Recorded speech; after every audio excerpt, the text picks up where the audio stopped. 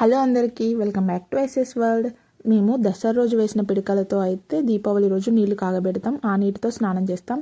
ఇక స్నానం చేశాకైతే దేవుని ఇంట్లోకి వచ్చేసి ఇలా అయితే మామిడాకులు పెట్టేసి బంతిపూలు కుచ్చేసి దండలు అయితే కట్టేసాం. ఇక పొప్పడం అయితే వేసాము. ముందు రోజు వేయడం వీలు కాక అదే రోజు అయితే పొప్పడం వేసడం అయితే కంప్లీట్ చేసాము.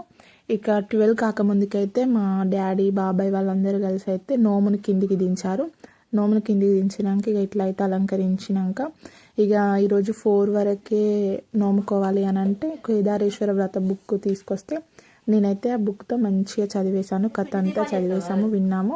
ఇక ఈవినింగ్ కాగానే అందరం కలిసి దీపాలు అయితే వెలిగించేసి ఇక దేవుడి దగ్గర పెట్టిన నైవేద్యాలతో అయితే ఒక్క పొద్దు అయితే విడిచేసాము.